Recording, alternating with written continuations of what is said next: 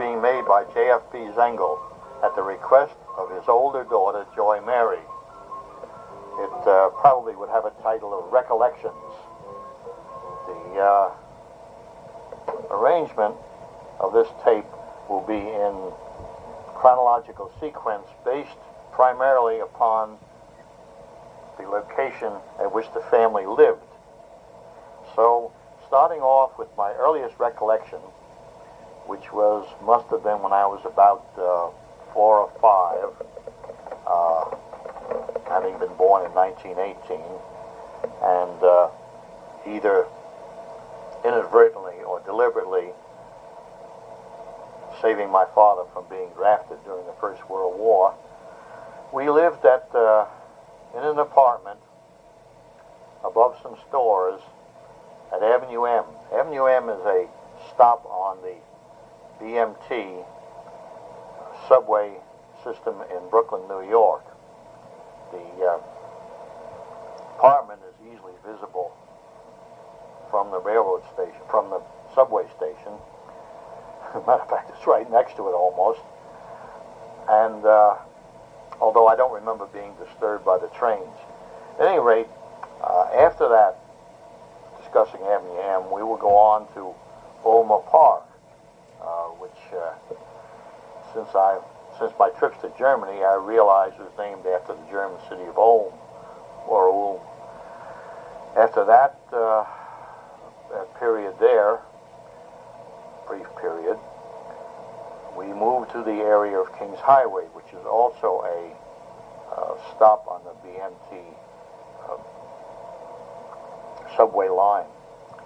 Finally, we ended up in Gerritsen Beach when I was about 7, at which my parents remained for the duration of their lives while I went on to bigger and better things. Going back to Avenue M then, I do not have very many recollections. I have listed 4 here on my outline. One of my recollections is, curiously enough, running my finger along the black dust or dirt on the windowsill and eating it, licking it. I don't know whether this means I had a dietary deficiency or not, but anyway, I remember doing it. I don't remember it tasting unpleasant or anything. The other memories I have are a little less revolting. Below the apartment, or almost below it, was a ice cream parlor. And at one time, the ice cream parlor used to get deliveries of ice cream in the morning, which presumably meant that the owner would have to be up early enough to get the deliveries, and being probably impelled by laziness or a desire to sleep later, he had a small door about a foot and a half or 2 feet high by a foot and a half high and about a foot and a half by 2 feet wide. Of course, no one told me that that's the reason the door was put in. This is only something which I inferred later on. But it was my firm conviction that the door had been provided so that I could go into the ice cream parlor, because the door, as a matter of fact, was in the hallway to the apartment rather than being opening out on the street. The other recollection I have is of going to the butcher's nearby with my grandmother. I was young enough, I should say, to have my hand held by my grandmother. And she went into the butcher, and I, like all children, I disengaged my hand and subsequently wandered off, much to the dismay of my grandmother when she discovered I was missing. I was not lost. I knew where I was all the time. I remember walking down underneath the subway line, which was on the other side of a butcher shop, and walking up parallel to the subway line for a while, then being bored and going back home. As far as my grandmother's concerned, I was lost, of course, but as I say, I knew where I was all the time. The last item I remember from that apartment was being in the, I guess it was a living room. As I recall, it didn't have any windows onto the street or to the rear, and so it was kind of a dark area. I don't know whether it was the living room or just an alcove. But we used to have a statue there standing on a four-tiered dark bookcase about, it was about a foot wide, about 4 or 5 feet tall. There used to be a statue on it of the Sacred Heart. You know, this is a statue of, it was a plaster statue of about a little bit more than a foot high, 15 inches or so.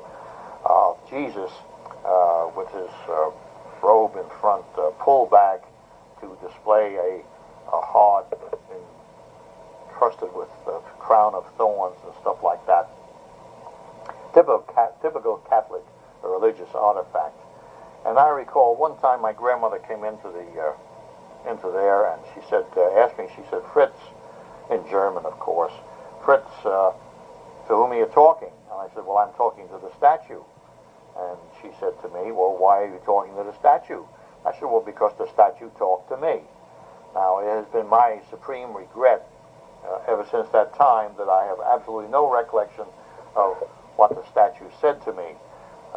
Perhaps it's just as well that I don't know. I have no recollection of moving, but I do know that my next place we were at was Ulmer Park. And I only remember a few things there, too. I was still not old. I was still preschooler. I do remember at that time my parents used to permit me to go up to my Uncle Gus's chicken farm up in Somerville, New Jersey. He had quite an acreage. I have no idea what it is, but it must have been pretty big because he had about 5,000 white leghorn chickens. And a lovely big wooden house with a porch, before which there grew a lovely big tree. And he had cows too, as I recall, a couple of cows, because I remember distinctly stepping in cow flop. I remember one time jumping over a small brook or something, or a pond, which had cow flop in it, and not making it and falling into the pond.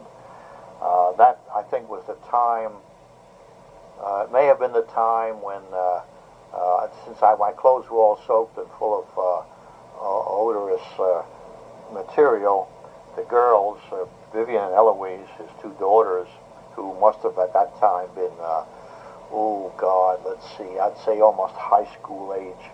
No, younger than that maybe. Since they're both deceased, I have no way of checking that. At any rate, they dressed me up in girls' clothing, in a dress, which was all right around them. But unfortunately, my parents, mother and father, drove up during this time, and my father whipped out a camera as soon as he saw me in the dress, and I have a picture of myself running toward the camera, trying to knock the camera out of his hand so he couldn't take a picture of me in the dress. That I think has been the limit of my transvestism. At any rate, Gus used to come down home and visit us once in a while in his Model T truck, and I would often or not go back up to the farm with him, much probably to the relief of my parents. I remember sitting in a chair one time and my mother saying to me, "Fritz, can't you sit still for a minute?" At any rate, this one time he came down with his truck and said, "Would you like to go back with him?" I said, "Sure." I don't know where my parents were. I know my grandmother was home, and it was all right with her. So I rushed up to him in the room and grabbed a suitcase, small suitcase. It must have been about the size of a typewriter, and rushed down, threw it in the truck, and off we went. Gus and I went. Of course, when I got to the farm, I discovered the suitcase had nothing but stockings in it. So, and then another thing I remember about being up at the farm. Funny, I remember a lot of my acquaintance with the farm devolves apparently around food, because I remember we used to take the trash out in the back and burn it. The twins and the twins, Eloise and Vivian. And when we did that, we used to take potatoes out with us, and we'd throw the potatoes in the trash, set the trash on fire, and after the fire was all burned down, we'd dig out these blackened potatoes. They would be completely covered with a carbon, ash, and we'd break them open and eat the meat, of course. The meat, of course. I presume we ate some of the carbon. Not that it's bad for you. It's probably good. I remember also eating. Used to have bran for the cows, I think it was. I used to remember eat the bran with salt. I don't know whether that did my stomach any good or not, but it apparently didn't hurt. The only other recollection I have of the farm is the time that one of Gus's dogs got really old, and he was obviously on his last legs on his way out, and one didn't take animals to the vet from a farm. They either died naturally or were disposed of. Well, Uncle Gus took the dog out, and he was going to shoot it, and so he dug a grave, and the dog was standing somewhere on the side, and I said to him, these children, I guess, are kind of callous, as you can probably observe from your own child. And I said, well, instead of shooting the dog over there and having to haul him over to the grave and dump him, why don't you have him stand next to the grave, and when you shoot him, he'll just fall in. Gus thought that was a good idea, and that's what happened. And the dog met his end and was buried promptly. Gus sometimes took me up to the farm on the train, I presume, because I don't have any recollection of the train rides, but I do remember having a tantrum in Grand Central Station when Gus wouldn't buy me something from one of the numerous shops that are there, with which you're, of course, familiar at all the airports and things like that. And I remember throwing myself on the ground and kicking and yelling. Didn't bother Gus. He just waited until I calmed down, and we went to the train, and I didn't get my stuff. The only other recollection I have at Ulmer Park, other two, I remember my father at one time taking me over to Ulmer Park, and it was winter time, and I was nicely warmly dressed up. I have a picture of myself there, and what I remember, it's not on the picture, it's not obvious in the picture, but I remember my father saying to me, he says, "Stand there, Fritz, and I'll take your picture, and you'll look like you are one of the skaters which appear in the background." The most striking recollection I have of Ulmer Park is around Christmas time. It wasn't, I don't know whether it was the night before Christmas or the night before Christmas, but anyway, my stocking was hung up on the foot of my crib or bed or whatever I slept in. I remember waking up around midnight, or it was late anyway, and looking down and seeing that my stocking was empty. This only meant one thing to me, that Santa Claus had been, and he hadn't left me anything. Well, my mother and father were out. I don't know where my grandmother was, or whether I was alone in the house. Child abuse, but they were down having a beer or a soda or something at the corner store, and I started to bellow. Well, they could hear me all the way out of the apartment and down wherever they were staying or enjoying themselves, because I hadn't received anything in my stocking from Santa Claus, and they finally come up and convinced me that it was not the night for Santa Claus to put stuff in the stocking, and that I should go back to sleep. And all was well, because when Santa Claus did come the following night, or whenever he came, there were things in my stocking. Somewhat later, the passage of time has enabled me to recollect a few more things about being up at the country. Now, you must understand that all this didn't transpire or wasn't covered just the time that we lived at Ulmer Park. This extends on through the years, and I don't recall the sequence of these things. Now the farm, of course, was out in what was then countryside, and it had its own well, from which water was pumped for the kitchen with one of the hand pumps, and the water comes out of the spout on the side opposite the hand pump. And I remember they had off the kitchen, down at a lower level with a dirt floor, was a cold storage room where they kept vegetables and things. They also had a two-holer about 50 feet or more from the house. Of course, this was only used during the daytime. At nighttime, if nature called, why, they had buckets in the halls, and you just went outside. And one of my memories is hearing the tinkle of the urine in the buckets. The one pleasant thing about staying up there overnight, though, was the tremendous feather beds they had. They were real feather beds, so when you got in them, you sank down and you were essentially enveloped in this big feather bed. It was great. I presume that they had feather beds because they had so damn many chickens, and it would be a natural consequence.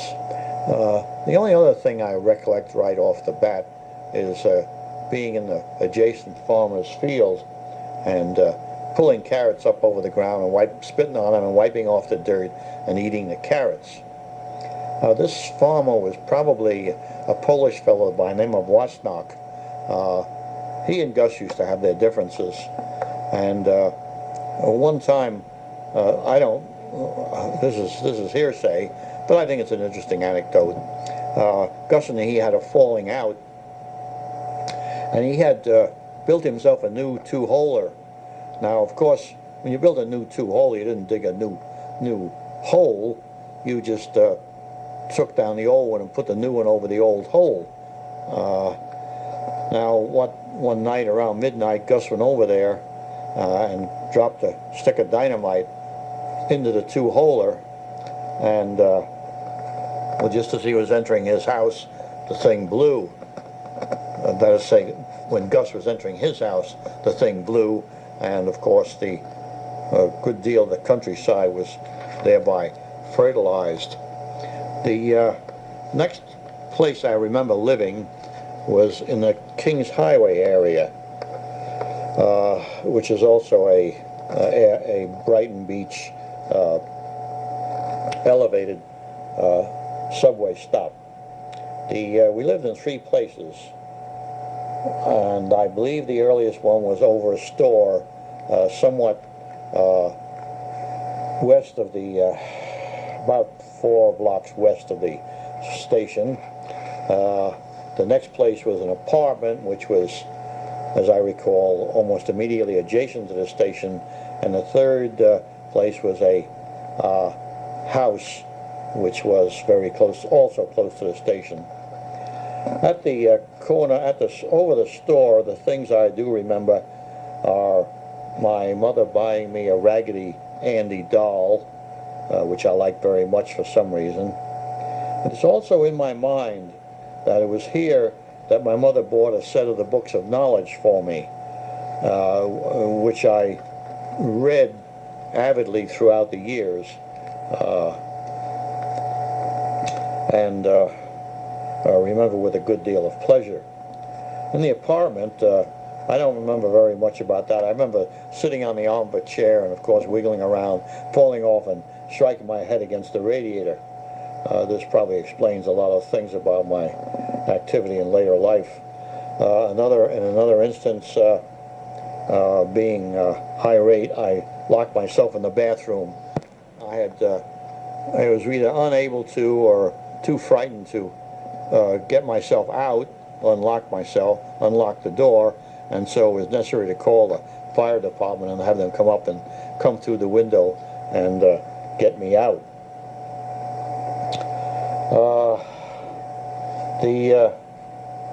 At the house, I must have been about school age, because I remember going to St. Brendan's Catholic starting at St. Brendan's Catholic School there. And my mother had arranged with the sisters, since she worked, and apparently my grandmother wasn't home, or she didn't trust me to walk home and back by myself.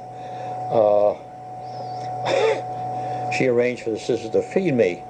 So the sisters took me in this room with a table and chairs and stuff, and I was the only one there, and they gave me food, and I sat down and ate. And then looking out the window, I saw the children going home. Well, I concluded that the children were going home, school must be over. So I went home too. Well, when the sisters came back for me, and I found I was gone, they of course were rather upset, and they called the police and all sorts of nice things like that. And I was so frightened by the consequences of my actions that I refused to go back to St. Brendan's for fear of being discriminated against, as it were.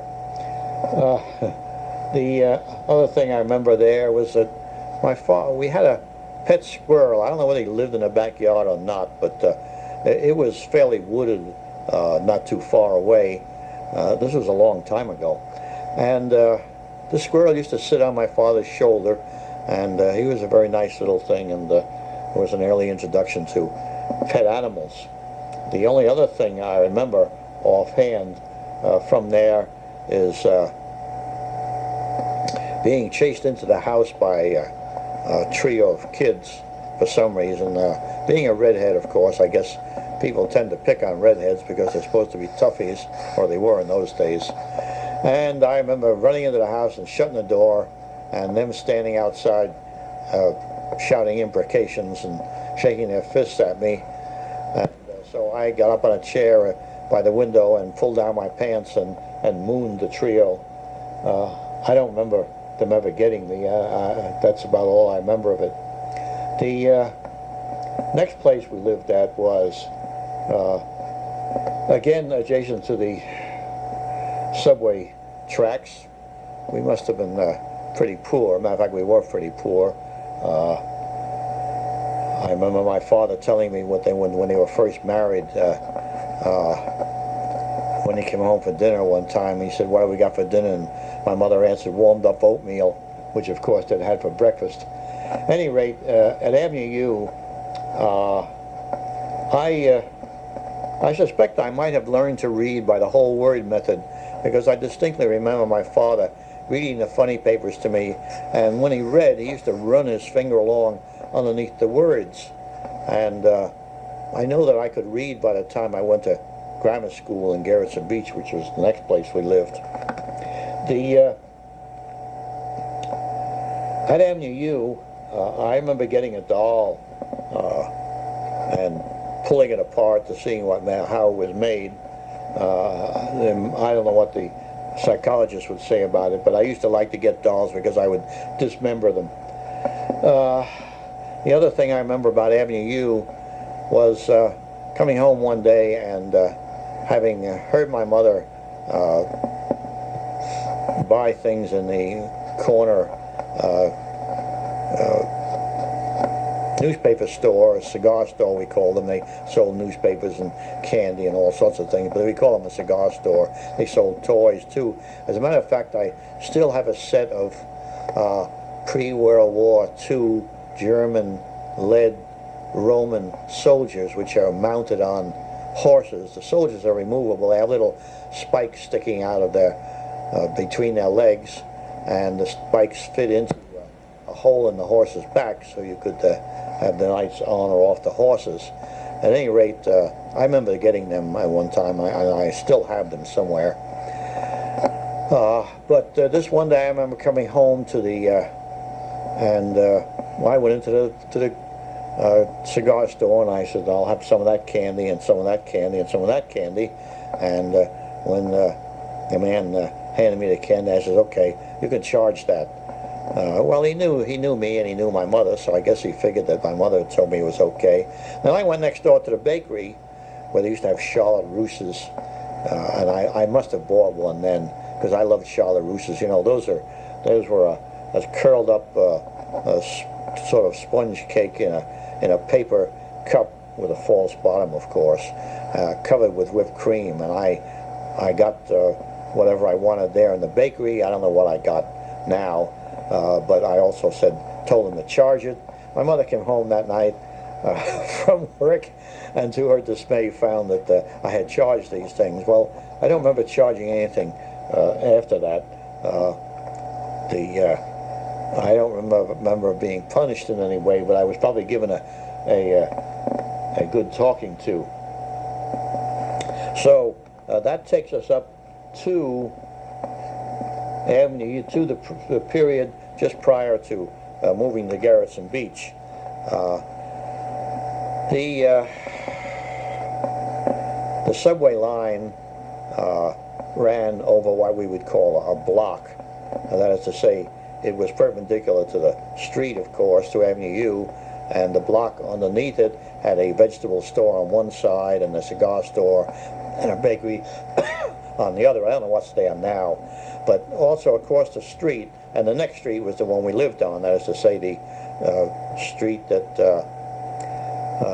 terminated the half block over which the subway ran. But at any rate, on the corner of that street was a big, beautiful police station. I say beautiful.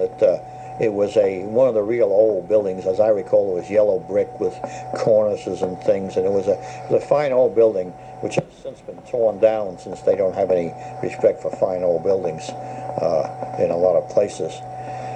And I don't remember being involved with it, but it stood out, and it was part of my fond recollections of that area. The next place, as I said, was Gerritsen Beach, and again, I don't know why one would think you'd remember things like this, but I have absolutely no recollection of at any time of moving from one house to another. I remember being at the houses, and I remember the houses and things, but I don't remember moving into them. I don't remember furniture being rearranged or anything like that.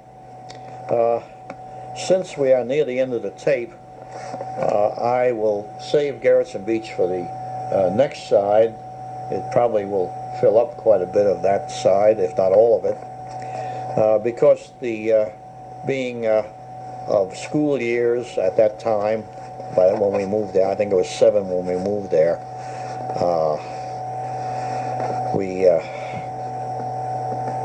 my recollections are quite vivid of a lot of things. Unfortunately, I only took 1 year there in the public schools. I was a rather bright child, I guess, but after the first year, my mother, wanting to give me a good Catholic education, transferred me to Resurrection Church School, which was, of course, a Catholic school.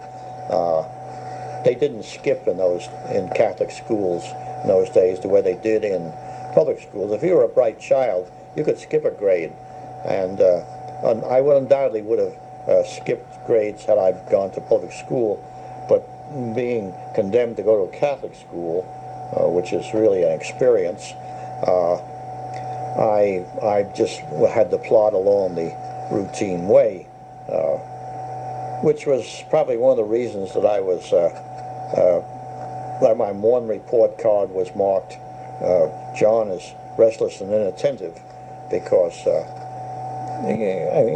level of the stuff was not enough to challenge me, and therefore I really had nothing to do in class. And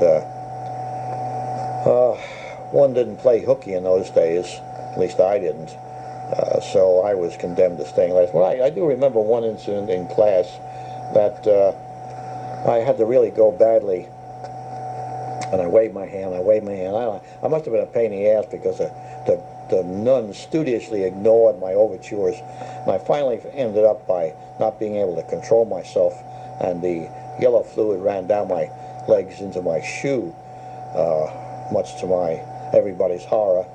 I will say, though, that after that, when I asked to go to the bathroom, when I put my hand up to go to the bathroom, I was never denied. So perhaps something good did come out of it. I also remember being in a school play.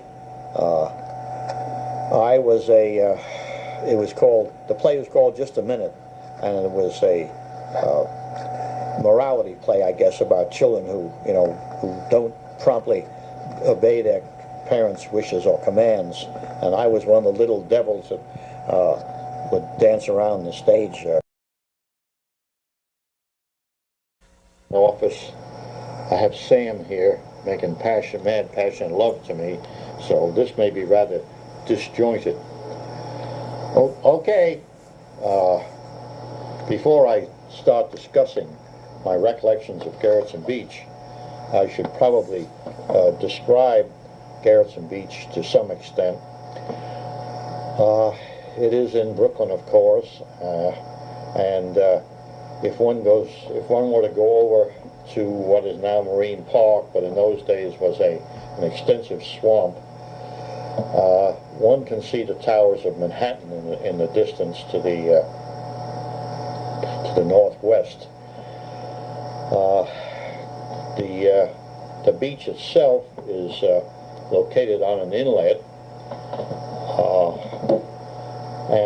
inlet of the sea, of the bay, Sheepshead Bay, I guess. And it has two sections separated by what was called a canal, although it's really not I don't know that it's not a canal in the sense that water flows from one place to another, and it was something about, it must have been 100 feet wide, and it extended from the inlet to Gerritsen Avenue, and effectively broke Gerritsen Beach into two parts. One, the easternmost part, was called the old section, which it undoubtedly was, and the part that we lived in was called the new section. At that time, in addition to the swamp to the north of us, along which the edge of which Gerritsen Avenue ran, we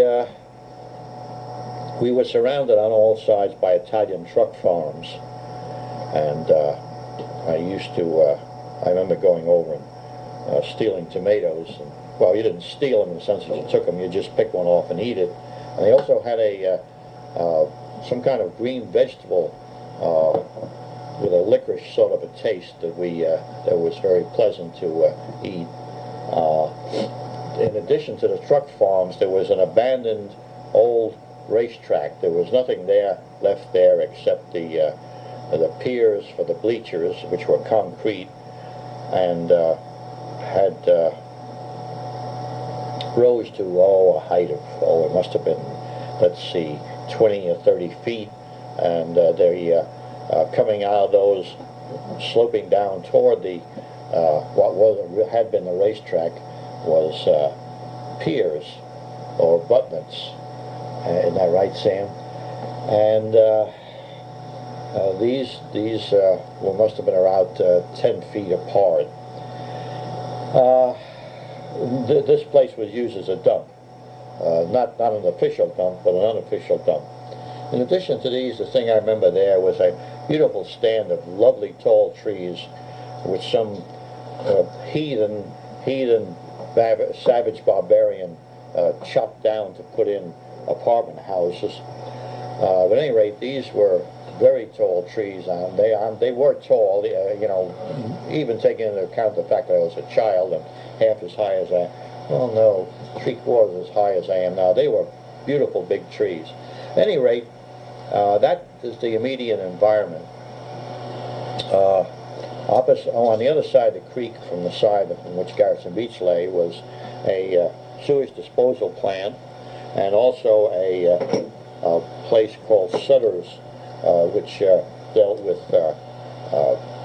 catered to boat owners, and did work on boats and things like that. So now back to the recollections. These again are not in chronological sequence. They just arise as I think of them. I recall one time being over in the dump. I had a friend by the name of Harold Banker who is still around. And we're about exactly almost the same age as we went through grammar school together. At any rate, he was a big, sturdy, very quiet fellow. Went into the civil service in New York, and since retired, of course. But he and I, one winter, I think it wasn't snow on the ground, but it was cool. We went over to the dump and we got ourselves an old metal drum into which we poked a hole in the bottom, and we used that for a fireplace. And we found an old cot, an old bedding or something like that, and we managed to get some, I don't remember whether it was what it was, but we made walls and a roof, and in between these piers on the aforementioned defunct racetrack, and we were quite happy there.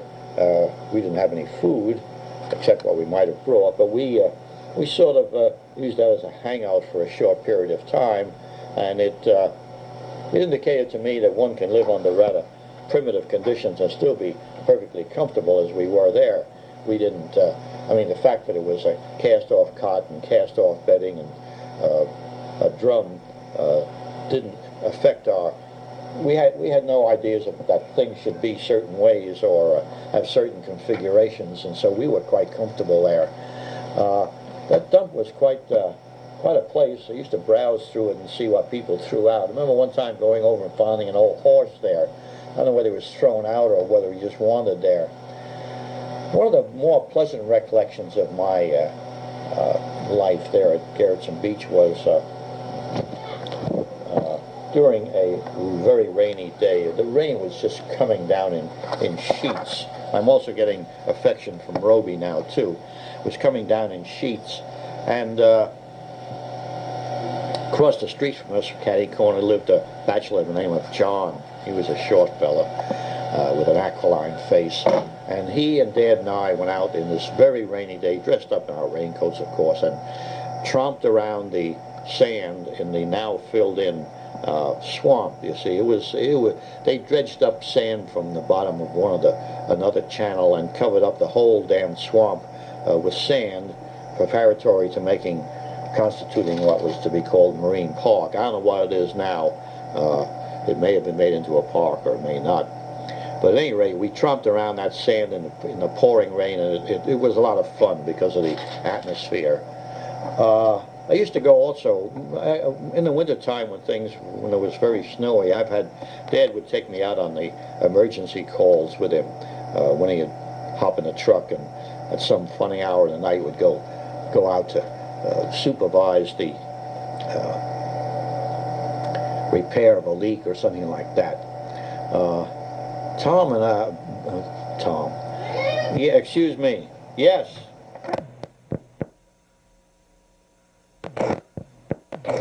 Well, having checked on the so-called black cat, which was really a black and white cat, out at the crow feeder, and it turned out to be Dad, who was the father of 10 of our 15 kittens.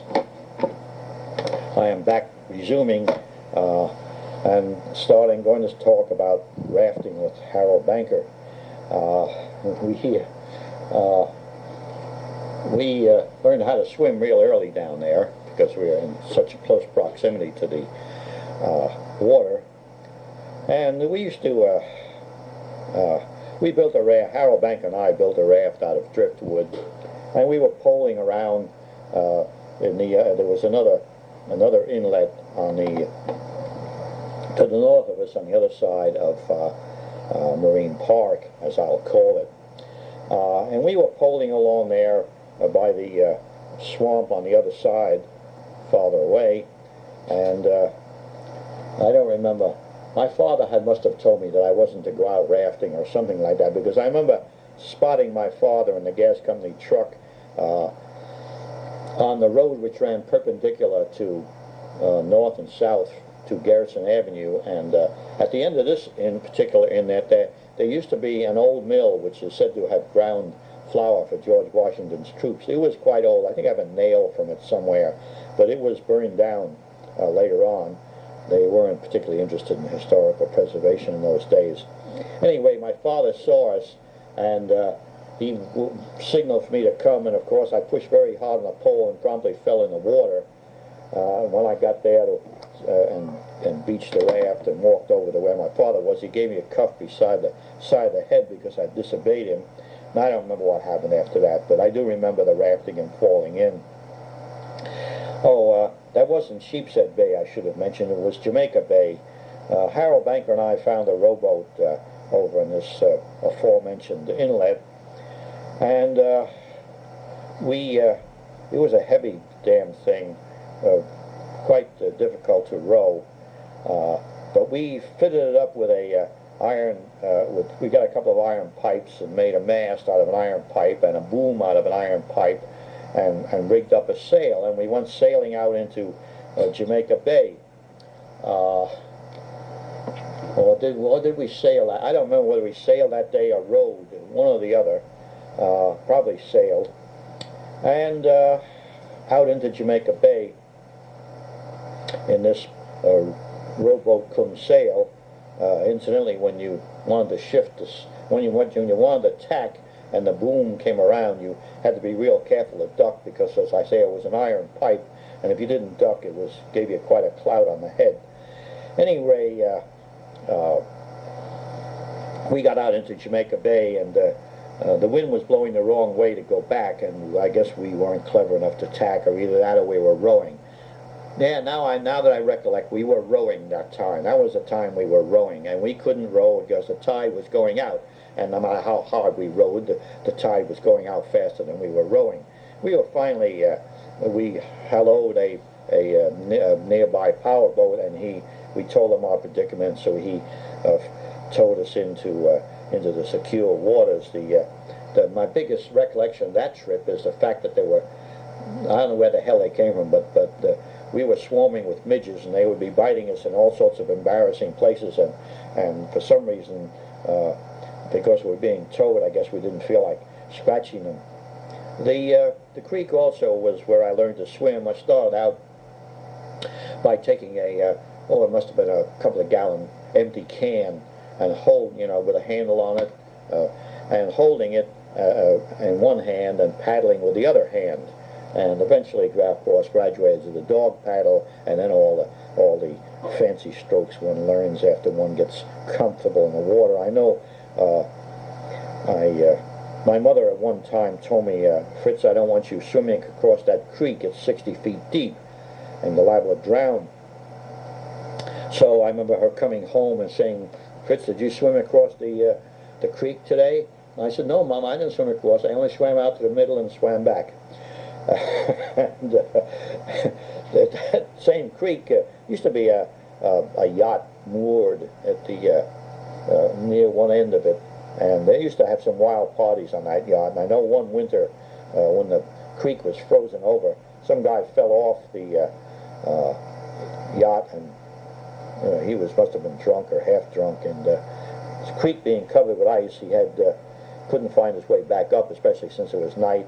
And I remember walking down by the creek one day and seeing him floating in there with his face down, and I don't remember whether the police were there to haul him out yet or not, but anyway, he was all sorts of funny colors, green and all sorts of things on him. We used to go over to Sutter's, Harold and I, and talk to this old Italian by the name of Ernie, who was sort of a night watchman there, and he had a bunk on one of the barges, and we got pretty friendly with him. We used to go boating out of, as you know from my previous remarks, on the creek, and one time my two cousins, the Meering girls, Claire and Marie, were down, and I said, would you like to go in the boat? So we went out in this old rowboat, and I'm rowing, and I don't remember which girl it was, but she was dragging her hand in the water, and I said, I wouldn't drag my hand in the water if I were you. And she said, well, why not? And just that time she brought her hand up with a condom hanging over it, and I guess I said, that's why not. Not to mention the turds which sometimes float around the place because of the sewage plant. The other inlet on the other side of Marine Park was a place that I remember well. I used to run along the beach there, and used to start at one end and run all the way to the other end. I don't know how far it was. It was a mile or two. and sprint at the end, but that's neither here nor there. The thing I remember most about that, of course, is the going over there one day after having had a chocolate bar for lunch and smoking a cigar. Well, the chocolate bar came up, and I thought my stomach was going to come up because I had the dry heaves. This isn't what cured me of smoking, it's just the fact that I never did enjoy smoking. I thought that I came to the conclusion that I tried cigarettes, and we used to smoke rolled up stuff, or at least the girls did up at the farm at Gus's. You know, you get something to wrap it in, and you get corn, whatever the heck you call it, and sort of pretend to smoke with that. Anyway, I couldn't see any pleasure in smoking, and I concluded the reason that the other guys smoked was to, one, to look grown up, and two, because they didn't know what to do with their hands. And since I was a contrary type person, I said, you know, if I can't think of something to do with my hands, and if I can't really be grown up, why, I'm not going to go through this pretense. I used to have a chemistry set, and let me say that one of the things I learned from my chemistry set was that if you mix enough chemicals together in a solution, it always comes out a brown color. But I had more exciting things in my chemistry set. You could buy almost anything in those days from the chemistry supply house in downtown Brooklyn. Remember, I'm only a kid. I wasn't even in high school. And I remember I bought sodium, which we used to take out to the creek and throw in to watch it bubble up and release hydrogen gas, which would ignite from the heat.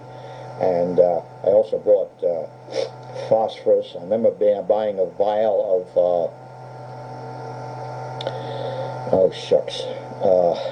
a vial of bromine in liquid form. Of course, bromine at natural standard temperatures and pressure is a gas, but they sold it in little vials. I hate to think what would happen if I dropped the vial. Anyway, bromine, you remember they used chlorine in World War I as a gas, and bromine is even more corrosive than chlorine.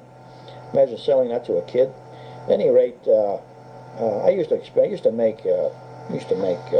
mix together my own explosive powder made out of potassium nitrate, sulfur, and carbon. And I remember they used to have in the old cars what they call grease cups. These were sort of funnel-shaped devices with a hole for the grease in the funnel, small hole, and the other end you could unscrew the metal cap off it like something like unscrewing a hose and fill it up with and pump grease in there. So I used to fill the bottom with my powder, the funnel part, and then stick a vial of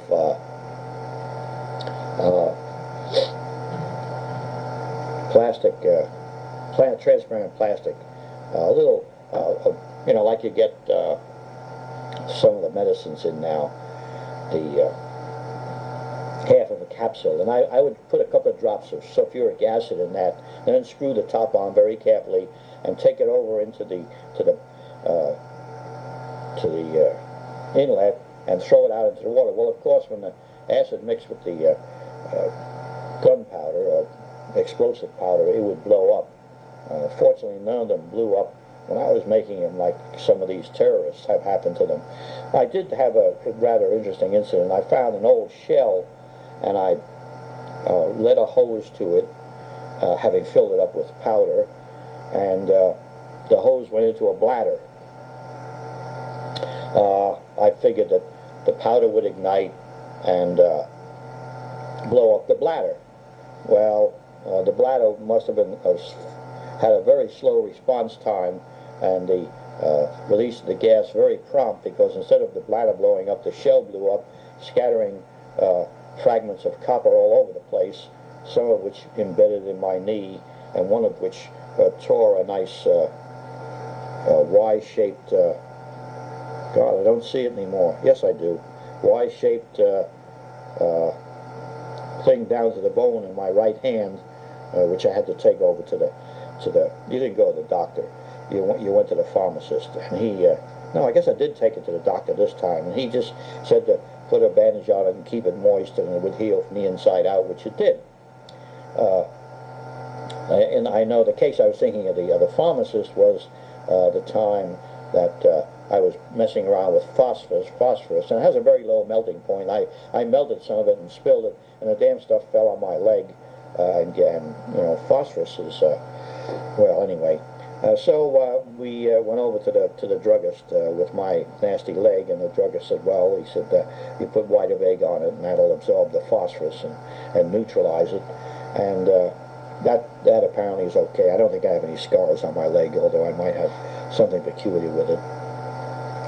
The other thing that I remember is riding the subway in New York. I used to get a lot of pleasure out of riding the subway, particularly going up to the very first car and standing there with the open, well, you could open the windows in those days and stand there as the car whizzed along the tracks, and it was very pleasant out in the air. But if you did that in the tunnels, which was fun too, we'd go around some turns, and I don't know what the decibels of the noise were, but it sure used to screech, and wouldn't be surprised if it didn't damage my ears. I guess I should sue the city of New York for not putting a warning sign or having the windows open.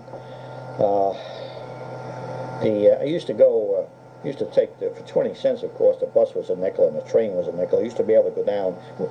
Harold Banker and I used to ride the trains all over the city just to see where they went.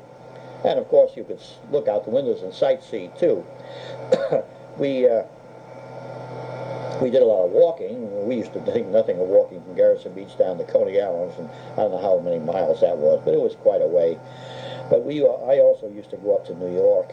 I collected stamps. I used to go downtown to the Wall Street area to, I've forgotten the name of the street, but there was one street there that where they had a lot of stamp shops, and I used to go down there. And they used to go up to Central Park, to the Metropolitan Museum of Art, which was free in those days, and to the Museum of Natural History, which is also free, and I also went to the places like the cloisters, all sorts of things.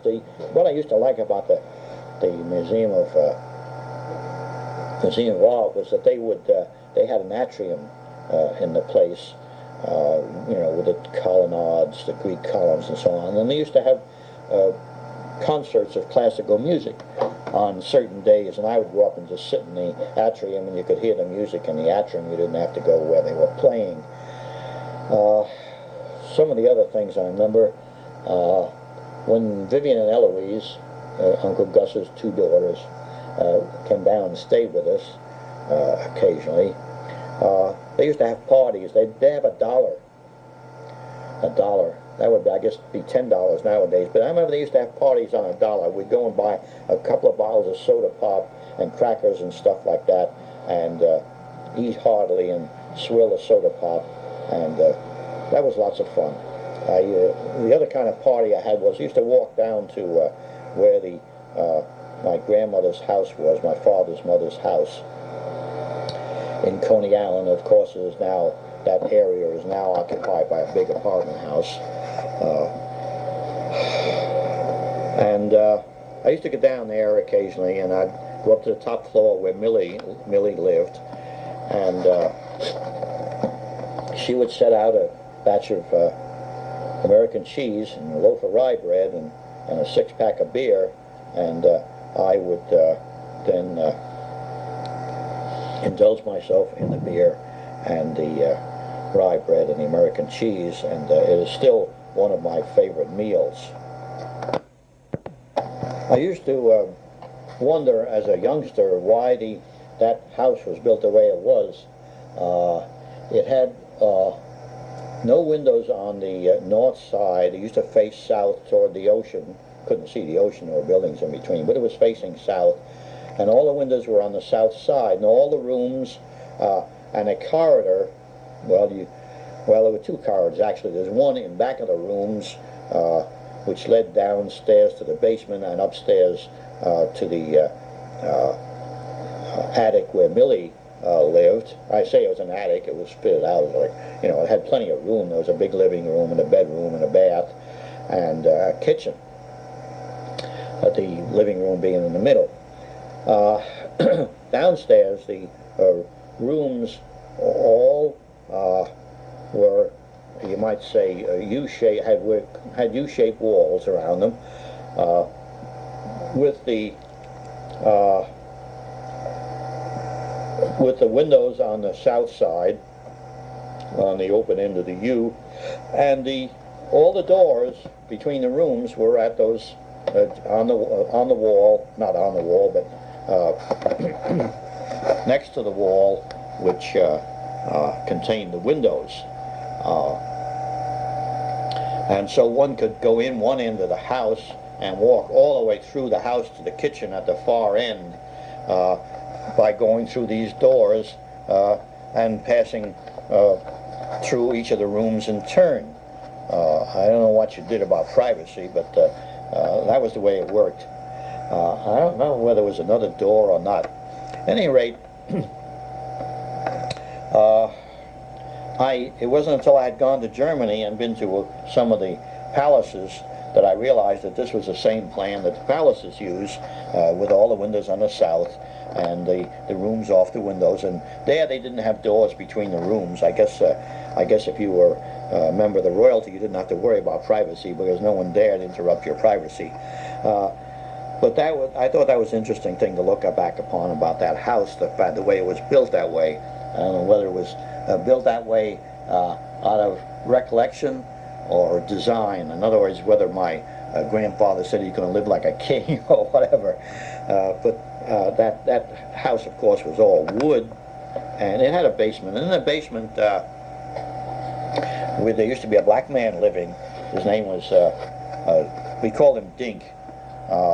His name was Skinner, and he was a porter up at Grand Central Station. I remember when I came back, when I was a second lieutenant and going overseas or something, I remember he met me at Grand Central Station and carried my bags for me. I remember Dink rather fondly.